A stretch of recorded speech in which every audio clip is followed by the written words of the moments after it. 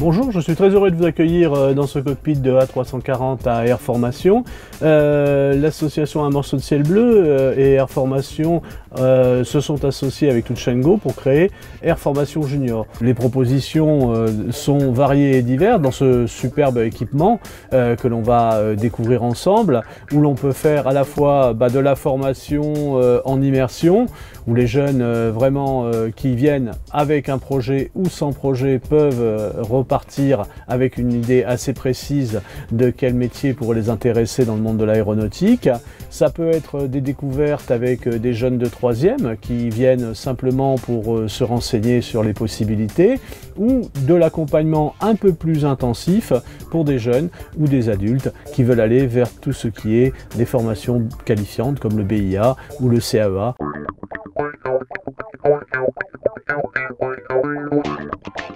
Déjà bonjour à tous. Bonjour.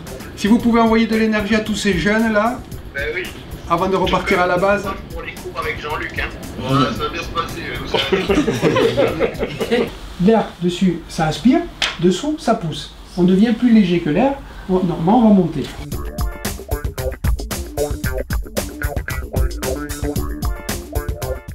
L'avion il part d'un certain nombre d'heures, et au bout d'un certain nombre d'heures, on a des entretiens à faire comme pour ta voiture.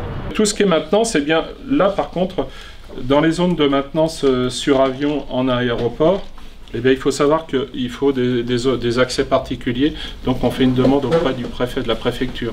Alors si vous n'avez pas ça, vous ne pouvez pas travailler sur les pistes au niveau de l'aéroport. Mon conseiller mission locale m'a demandé si j'étais intéressée pour faire un stage de découverte dans le domaine de l'aéronautique. Du coup, j'ai accepté pour avoir plus de culture et pour découvrir aussi le métier de pompier de l'air. Peintre aéronautique, depuis un moment je voulais faire ce métier. Il n'y a pas autorisation de rentrer si tu n'es pas peintre. Hein. Donc là, tu peux même rentrer la dérive, donc tout est monté et après tu travailles en hauteur sur la longueur de l'avion de A à Z. Ici, la partie avion, on appellera ça, et tout ça, c'est là. L'aéroport.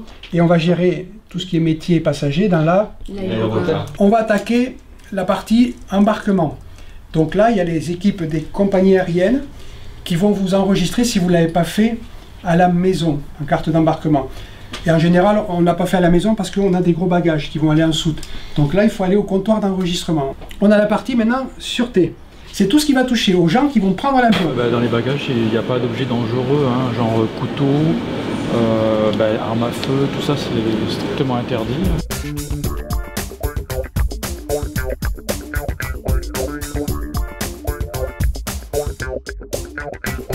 Tout ça, ce sont les paramètres qui vont gérer l'hydraulique, l'électricité, la mise en route des moteurs.